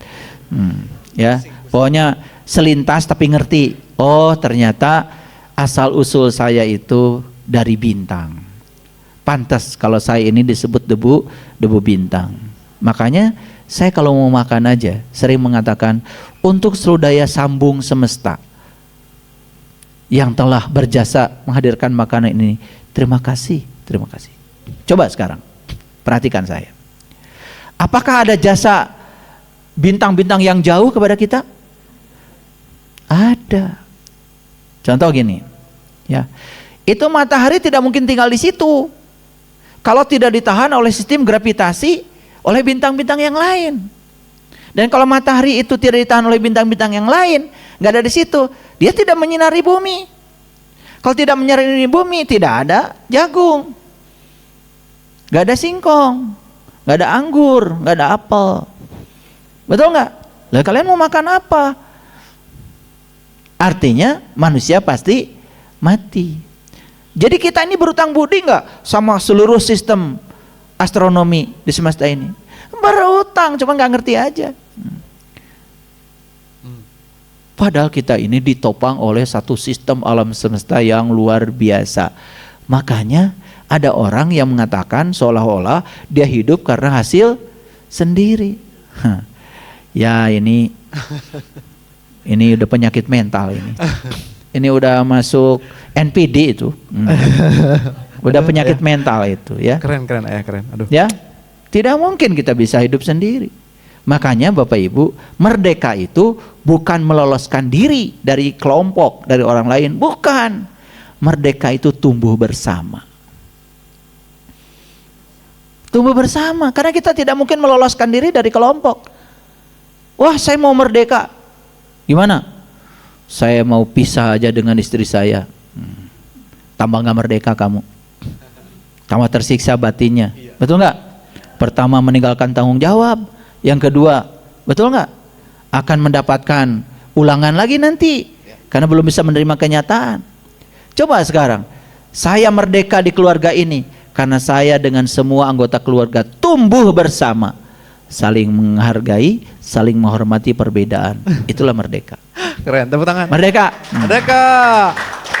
Ayah, punten ya. Memang kita sudah sesi akhir, tapi ini ada yang keren ayah. Melalui WA, sahabat BSI. Subhanallah ayah, berarti Nabi Muhammad Rasulullah SAW membekali kita dengan Al-Quran. Yang notabene di dalam Al-Quran diceritakan dua-duanya. Ya. Ya. Nah, tapi beliau menceritakan dua hal ini di Quran dalam tanda kutip untuk menyempurnakan akhlak. Ayah, nyambungnya gimana ayah? Ya, betul sekali. Ya, tadi kan saya udah nyinggung sedikit tentang akhlak. Betul, ya. Contoh ya, ketika tahu bahwa semua atom-atom yang membentuk tubuh kita asalnya netral, betul nggak? Berarti kan jangan dinodai dong dengan energi dari luar yang tidak baik. Kan di situ kita diajarkan untuk belajar menyempurnakan akhlak. Betul nggak? Jadi ini sudah tadi, cuman betul, tidak eksplisit ya, tidak eksplisit. Ya, saya punya pengetahuan tentang materi, saya punya pengetahuan tentang energi. Jadi saya sangat hati-hati, walaupun itu materi, termasuk cara mencari nafkah, ya toh, cara kita memperlakukan tubuh, ya kan? Ya, cara kita merespon orang lain yang tidak suka sama kita. Betul nggak? Makanya saya sudah mengajarkan, kendalikan yang bisa dikendalikan. Pikiran kita, perasaan kita, sikap kita, itu kendali kita. Coba, kalau ingin selamat, kendalikan yang tiga itu, termasuk sikap. Inilah kenapa Nabi Muhammad mengatakan, innama bu'istu liutammima makarimal akhlak. Jadi aku diutus ke semesta ini untuk menyempurnakan akhlak. Apa akhlak itu? Akhlak itu sebetulnya adalah ya kemampuan kita menerima yang kita tidak suka. Itu akhlak. Ulangi ayah. Karena kalau kemampuan menerima yang disukai, udah selesai. Betul nggak? Itu tidak perlu dilatih ya. Nggak perlu dilatih. Ya, jadi akhlak itu sebenarnya tinggal fokus pada belajar menerima yang kita tidak suka. Karena yang kita suka mah udah langsung diterima, disantok lah malah. Ya. Jadi belajar tuh di situ. Makanya kata Allah, boleh jadi kamu tidak suka sesuatu, padahal itu amat baik. Allah ngasih rambu-rambunya, jangan buru-buru menendang yang kamu sebut tidak suka. Karena aku ada di situ di baliknya. Itulah yang namanya akhlak. Dalam dimensi yang jauh lebih luas. Karena akhlak sering dikaitkan hanya dengan perilaku aja. Kalau perilaku itu adab. Makanya kita ya, kalau saya di tanah Parahyangan ini diajarkan Pancawaluya. Pancawaluya. Waluya, waluyo kalau orang Jawa itu artinya kan waras, sehat, ya kan? Pancawaluya. Satu, waluya raga. Coba semua hak-hak tubuh ini diberikan. Kasih makan yang sehat. Kasih istirahat yang cukup. Ya kan? Kasih olahraga. Kasih stretching. Kasih tai chi. Kasih meditasi. Kasih yoga. Pasti. Yang pertama ketemu tuh namanya waluya raga. Yang kedua waluya basa. Waluya basa. Belajar berkata yang beres. Kalau mau bicara itu coba kamu perhatikan kata-katamu itu pas enggak? Pas dengan situasi? Cocok enggak dengan tingkatan orang yang diajak bicara? Orang butuh beras jangan dikasih ilmu makrifat. Kasih beras aja. Orang butuh uang ya kasih uang. Ini diceramai ilmu. Ini enggak waluya ini bahasanya. Yang ketiga waluya rasa. Karena rasa ini adalah magnet yang paling besar dalam diri kita yang bisa menarik semua keberlimpahan.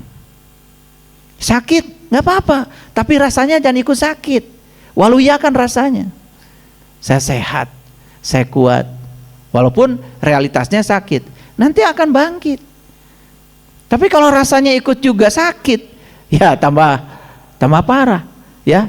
Rasa sakit itu alami, tapi menderita karena sakit itu pilihan. Tergantung rasa kita. Yang keempat, ya, waluya budi. Nah, inilah adab, Kang Firman. Bagaimana kita memperlakukan orang yang lebih tua, memperlakukan yang lebih muda? Itu diajarkan oleh Rasulullah. Betul ya kan? Puji kodi malah kodi. Betul. Malah hadis. Betul. Dan yang terakhir adalah waluya lampah. Lampah berarti berhubungan dengan tindakan. Ya. Coba lihat tuh orang di jalan. Ya. Pakai mobil. Yang waluya lampahnya. Jalurnya benar. Yang sepeda motor juga sama, yang waluya. Kalau nggak waluya tindakannya celaka. Orang udah mau belok ke kiri, masih mepet ke kiri. Begitu sudah jatuh, baru nyalahin mobil. Ya, itu karena tidak waluya tindakannya. Nih, kalau dijaga nih pancawaluyanya, waluya raga, waluya basa, waluya rasa, waluya budi, waluya lampah.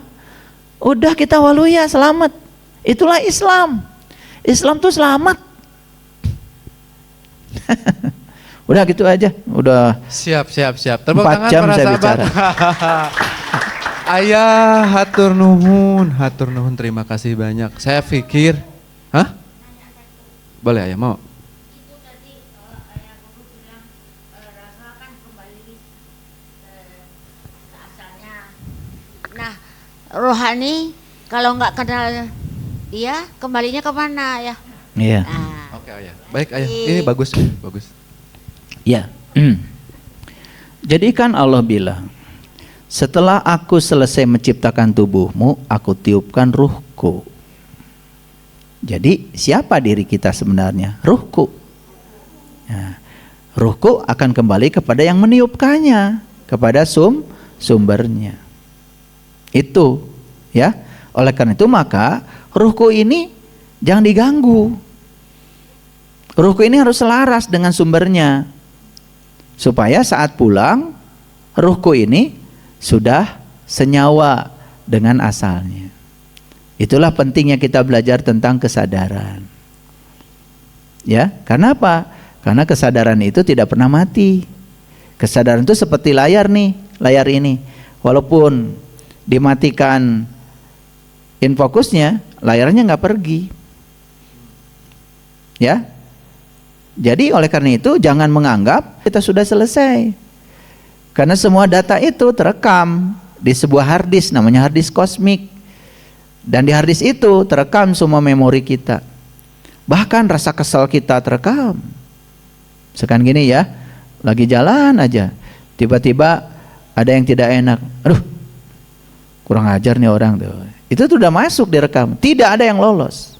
Nah itu ditabung tuh semua di hard disk kosmik itu menjadi energi simpanan. Dan suatu saat akan dikembalikan lagi. Makanya supaya kita selesai di dalam siklus kehidupan, walaupun tidak selesai di satu siklus, jangan kebanyakanlah siklusnya. Maka kita harus menjaga kesucian tubuh, kesucian batin.